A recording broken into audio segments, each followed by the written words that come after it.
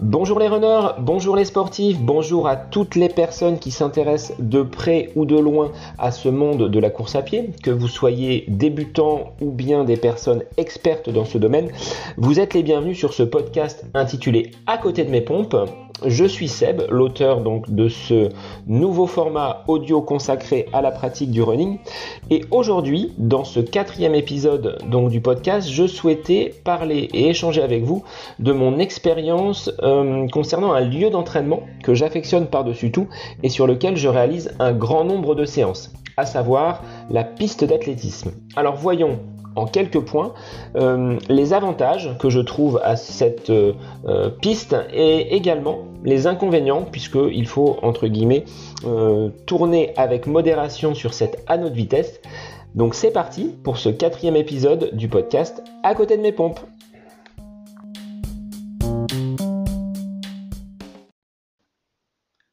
Alors j'ai choisi effectivement de vous présenter le lieu d'entraînement que j'utilise régulièrement. Et je dois l'avouer, j'aime bien finalement aller sur ce terrain d'entraînement, à savoir la piste d'athlétisme, et je rentre tout juste d'une séance de fractionné réalisée sur cette même piste à l'aube, à la fraîche. Il était 6h du matin, je voulais éviter justement les grosses chaleurs parce que ça rend impossible la pratique de la course à pied, même en matinée. Je suis rentré, il était 7h30 et c'était déjà trop chaud.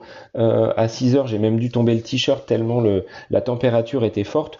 Donc, le lever du jour à la fraîche sur cette piste, c'était un vrai régal.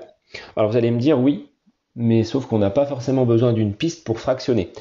Et là, je vous rejoins tout à fait. Malgré tout, j'apprécie ces séances sur piste pour plusieurs raisons. Elles m'offrent certains avantages, mais je vous dévoilerai également quelques inconvénients que j'ai pu, de par mon expérience, constater sur l'usage peut-être un peu trop abusif de cette piste comme cadre d'entraînement. Alors, comment j'en suis venu à courir sur piste ? Je suis plutôt un coureur routier, pas forcément pistard, pas forcément attiré par ce côté vitesse pure que peut offrir la piste. Ça fait suite à une blessure survenue en 2017 où, après une vilaine entorse de la cheville, mon kiné m'a autorisé à reprendre la course à pied. Ne voulant pas aller sur des surfaces trop dures ou trop accidentées qui avaient causé déjà cette entorse à la cheville, j'ai trouvé à côté de mon domicile une piste. Alors c'est pas une piste en tartan, c'est une piste en terre, mais qui offre malgré tout la possibilité d'être ouverte 24 heures sur 24, ce qui n'est pas le cas de tous les stades. Et deuxièmement, d'avoir un dénivelé qui est proche de 0. Donc en termes de régularité, au niveau de la pratique d'une séance avec du fractionné, on va avoir quelque chose qui est plat comme une table. Donc ça c'est relativement intéressant. Et donc j'ai commencé à réaliser des séances. Alors au départ c'était 200 mètres, après 400 mètres, 800 mètres. Et puis petit à petit, j'ai pris goût à cette ambiance de la piste. Je dois avouer qu'elle est très peu fréquentée. On doit être peut-être une dizaine à y tourner. Et j'ai rarement été finalement en confrontation, du moins en contact avec d'autres personnes sur cette piste au moment où je réalisais mon entraînement. Alors, je suis même pas sûr qu'elle fasse 400 mètres. Malgré tout, c'est un terrain de jeu qui est relativement intéressant, et depuis donc cette entorse en 2017, cette réathlétisation et la reprise de la course à pied, j'ai toujours finalement intégré des séances donc de piste dans mon entraînement. Alors j'y vais pas une fois par semaine, ça va dépendre vraiment de la planification et de mes entraînements, mais des petites piqûres de rappel pour vraiment offrir un terrain d'entraînement lié à la vitesse, et je vais vous proposer d'autres séances sur cette piste, et je trouve ce cadre intéressant. Alors, en termes d'avantages, on va commencer par ces différents points qui plaident pour l'utilisation de la piste d'athlétisme comme support d'entraînement. Je dirais il y a ce dénivelé qui, étant proche de 0, offre une grande régularité dans vos allures. Vous ne serez pas handicapé par quelque chose qui va monter ou par une éventuelle pente. De l'autre côté, le revêtement est tellement souple que c'est vraiment agréable de courir dessus, même si ce n'est pas du tartan, mais comme de la terre battue. La piste, en fonction de la météo, va parfois être un peu plus sèche ou un peu plus tendre, mais c'est relativement souple et vraiment agréable à pratiquer. Alors, au niveau de l'intendance également, quand on arrive sur la piste, vous avez bien souvent des tribunes à proximité. Donc, moi, je réalise mon échauffement 15-20 minutes, donc en tournant autour de cette piste. Et ensuite, voilà, je peux poser mes affaires tranquillement sans qu'elles ne soient à la vue de quiconque. Donc, le côté intendance avant, après séance et même pendant quand il s'agit de boire, c'est relativement pratique parce qu'on tourne voilà, sur un anneau qui fait environ 400 mètres. Alors, en groupe, une séance de groupe sur piste peut également être intéressante parce que tout le monde va tourner sur la même piste et on va pouvoir concentrer un grand nombre de coureurs en un même lieu. On l'a fait plusieurs fois, donc avec le club de course à pied au sein duquel je suis membre. Et sur des séances de fractionnés, tout le monde va avoir finalement la même séance.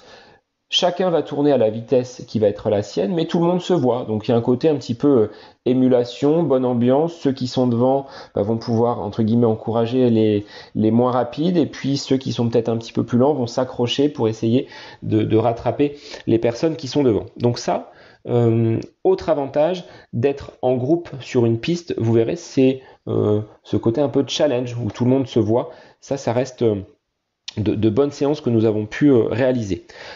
Sur cette piste, avant même la séance de fractionné, lors de l'échauffement, on va pouvoir réaliser un travail de gamme. Alors, travail de gamme, on va avoir les talons-fesses, les montées de genoux, les pas chassés, les foulées bondissantes. Et puis, j'ai un petit peu de matériel à la maison. Bien souvent, je peux agrémenter cet entraînement avec les échelles de rythme. Donc, c'est ces échelles que l'on déploie au sol et on va alterner voilà, des pas très très serrés, des pas de côté pour tonifier la foulée. Et donc ça, on peut l'intégrer dans une séance. C'est-à-dire que moi, je mets mon échelle de rythme bien souvent dans la ligne droite. Et puis au passage de l'échelle de rythme, je vais effectuer justement cette gamme ou ces talons-fesses ou ces montées de genoux. Et puis ensuite je continue donc mon tour sur cette piste. Ce qui fait qu'il y a un côté ludique également de la piste, de ne pas avoir à tourner sans cesse inlassablement pendant des tours et des tours. On peut agrémenter avec donc ces activités de gamme pour améliorer finalement le pied, la foulée. Donc ça c'est intéressant également de faire peut-être une séance qui va être même spécifique sans apporter de fractionné derrière. Ça reste très très intéressant. On peut également, et ça on l'a fait également avec le club, j'ai encadré un petit groupe là l'année dernière où on a combiné du renforcement musculaire et la course. Alors on partait donc en échauffement, tranquillement, quelques tours, et puis on réalisait ensuite un bloc de travail avec un exercice à chaque tour, c'est-à-dire qu'on effectuait un tour de piste, et une fois arrivé donc à la fin de ce tour, un exercice de renforcement musculaire. Ça pouvait être des pompes, ça pouvait être des squats, ça pouvait être des fentes, et on repartait aussitôt donc sur un autre tour. Alors quand on a effectué l'ensemble de ce bloc de renforcement musculaire et de tour de piste, je peux vous assurer que la séance est quand même bien costaud, mais on peut effectuer un travail finalement combiné avec les bénéfices que ça peut justement apporter. Alors moi sur la piste, l'autre avantage que je peux y voir, c'est que la piste n'est pas à proximité de mon domicile. Je dois avoir 5 km qui me séparent justement de cette piste. Donc j'effectue bien souvent cette distance à vélo, ce qui me permet de m'échauffer un petit peu avant la séance, même si je réalise un échauffement quand même assez conséquent sur la piste. Et au retour, je suis déjà dans une phase de récupération puisque le vélo va me permettre de tourner les jambes et de me dégourdir un petit peu. Donc, je vois quand même de gros avantages à réaliser ces séances sur piste parce qu'elles vous offrent une grande variété. Vous avez des conditions qui sont bien souvent excellentes sur le plan des appuis et sur le plan de la qualité du revêtement, avec la possibilité également d'y aller avec vos camarades et de réaliser une séance qui est bon enfant, c'est-à-dire que vous allez partager un moment tous ensemble autour de la piste. Sur le fractionné, on peut le faire également, mais quand vous êtes sur un chemin ou sur une route, si on fait du fractionné et que les personnes ont un niveau différent, on va bien souvent étirer le groupe, et il faut que les autres personnes, mais bien souvent ça se fait, on va avoir les personnes qui se trouvent devant qui vont revenir sur les moins rapides, je dirais, pas les plus lents, les moins rapides. Et sur cette piste, là tout le monde se voit et tout le monde est, je dirais, dans le même tour. Donc ça offre aussi un petit côté convivial sur cette piste. Alors malgré tous ces avantages et ce tableau idyllique que je viens de vous dresser de la piste, j'y vois quand même certains inconvénients. Et j'ai fait les frais justement de ces désagréments à l'occasion de la préparation d'une course que j'ai faite il y a 3 ans aussi maintenant. Donc ça faisait suite à cette blessure. En juin, je me rétablissais de cette entorse de la cheville, et en octobre, il y avait la course des 20 km de Paris pour laquelle j'ai effectué une préparation. Et cette préparation, je l'ai faite essentiellement sur cette piste, à mon grand regret, et je ne reproduirai plus cette mise en place des entraînements quasi exclusivement sur piste, dans le sens où courir sur une piste, ce n'est pas courir sur une route, et mes articulations, je pense, n'ont absolument pas encaissé les 20 km sur route de Paris. Je pensais être prêt, je pensais afficher un bon niveau pour prétendre aux objectifs que je m'étais fixés. Et en fait, ça a tenu jusqu'au 15e kilomètre. À partir de là, plus de jambes. Et j'ai complètement sombré, finissant la course malgré tout. Mais cet abus de la piste m'a quand même montré qu'il fallait l'utiliser avec, on va dire, un certain dosage. Il ne faut pas réaliser toutes ces séances sur piste. Voilà, même après plus de 10 ans de pratique de la course à pied, j'ai encore appris sur ces pratiques de l'entraînement. Donc je dirais, utilisez-la de façon ponctuelle, une fois par quinzaine. On peut aussi se tester, nous on l'a fait avec le club également, à savoir un test de VMA pour établir finalement quel est votre niveau de VMA. Si vous avez une piste à côté de chez vous, il y a le test de demi-Cooper, qui est un test qui se fait sur 6 minutes et qui vous permet au bout de 6 minutes de voir quelle est votre vitesse, donc la vitesse maximum aérobie, la VMA, avec un petit calcul. C'est très simple, hein. Si vous effectuez 1300 mètres en 6 minutes, vous avez une VMA qui est estimée, qui est entre guillemets à 13 km/h. 1300 mètres, 6 minutes, 13 km/h. Donc ça peut être aussi un outil dont vous pouvez vous servir. Encore faut-il que la piste soit ouverte. J'ai la chance, moi, qu'elle le soit 24 heures sur 24. Mais pour avoir tourné sur d'autres pistes sur l'agglomération orléanaise, à côté de mon domicile, j'ai rencontré un gardien qui m'a dit non, vous ne pouvez pas tourner, vous ne faites pas partie du club, donc qui était le club d'Orléans. Donc j'ai dû rebrousser chemin et aller sur un autre lieu d'entraînement. Donc faites attention, renseignez-vous, et certaines pistes, je pense là, après l'épisode de Covid-19, ne sont toujours pas ouvertes. Certaines municipalités ont encore fermé ces installations sportives. Donc, premier inconvénient, ce qu'on a dit, c'est attention, ne pas l'utiliser trop souvent, veillez à l'utiliser avec modération. Pour les coureurs qui aiment les grands espaces, là vous allez avoir le sentiment de tourner comme un poisson dans un bocal, ou comme un hamster dans sa cage et dans sa roue. C'est vrai que ça manque un petit peu de variété. Bien souvent, moi j'ai les écouteurs et j'écoute soit de la musique, soit différentes émissions, donc ça permet de faire passer un petit peu le temps. Mais ça permet peut-être de travailler le mental. On aurait pu le lister dans les avantages, le fait de tourner, bien souvent, là il n'y a pas de vent, mais vous pouvez trouver un petit peu de vent ou un peu de pluie. Oui, ça forge quand même le mental de tourner sur cette piste. Et donc, dernier point, le risque de blessure. C'est tout bête, mais comme on tourne bien souvent tout le temps dans un même sens, la convention c'est de tourner à l'inverse des aiguilles d'une montre. J'alterne régulièrement un tour dans un sens et je fais la récupération dans l'autre, par exemple.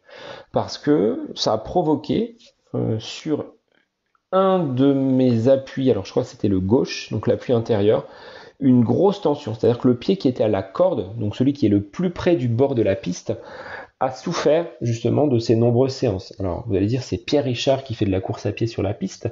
Malgré tout, voilà, je vous mets en garde de veiller peut-être à tourner et à changer de sens régulièrement pour limiter finalement les blessures. Donc malgré tout ça, malgré ces mises en garde et ces points de vigilance, pour moi ça reste un outil qui est un outil agréable, sur lequel on peut réaliser des séances spécifiques et sur laquelle j'ai réalisé mes 2 meilleurs chronos. Alors, chrono non officiel, mon entraîneur me dirait oui, mais si tu as réalisé ça sur une piste, elle ne fait pas 400 mètres précisément. Certes, bon, il y a eu la satisfaction au niveau du chrono GPS qui lui-même n'offre peut-être pas une grande précision. C'est sur cette piste que j'ai réalisé ma meilleure performance sur 5 km et sur 10 km. Donc j'y vois quand même de nombreux avantages. Et pour finir, puisque cette piste encadre un magnifique terrain en herbe, je réalise surtout au printemps et à l'été l'intégralité de mes temps de récupération une fois que mon bloc de fractionné ou de séances spécifiques est terminé. Je réalise toutes mes récupérations les pieds à l'air, pieds nus, et je cours pendant 5 à 10 minutes sur l'herbe. Alors, je vous invite à essayer. Ça peut être déroutant au premier abord. J'ai fait l'expérience avec mes camarades du club de course à pied en leur proposant justement de tomber les chaussures, de tomber les chaussettes et de partir pieds nus pour 5 à 10 minutes. Pour quelle raison? C'est un travail de proprioception. Vous libérez complètement votre pied de l'emprise, on va dire, de la chaussure. Et ça permet également de tonifier un peu le pied et d'améliorer au final votre foulée. Alors je ne le fais pas l'hiver, bien souvent les terrains sont gras. Là, sur l'été, ils ont été arrosés, les pelouses sont belles. Donc c'est un bon moyen pour travailler le pied. Alors, on a presque fini cet épisode, mais avant de conclure, j'aimerais donc remercier toutes les personnes qui ont écouté le podcast depuis sa création. Alors, il n'y a que 3 épisodes jusqu'à présent, un 4e aujourd'hui consacré à la piste. Et donc, vous pouvez retrouver ce podcast sur les plateformes liées à l'écoute audio, à savoir Apple Podcast, Spotify, mais également encore.fm sur laquelle le podcast est hébergé. Pour me suivre, plusieurs moyens. Soit vous me suivez sur Strava, si vous êtes coureur et abonné à cette plateforme, auquel cas vous pouvez rejoindre la page Facebook à côté de mes pompes et le compte Instagram également à côté de mes pompes-le podcast. Donc je vous dis à très vite pour un nouvel épisode du podcast à côté de mes pompes. Essayez donc la course à pied sur piste et également la course à pied pieds nus, vous m'en direz des nouvelles. Allez, je vous dis à très vite. Prenez soin de vous, il fait encore chaud, donc on est vigilant par rapport à cette pratique de la course à pied. Modération, hydratation et essentiellement à la fraîche. À très vite.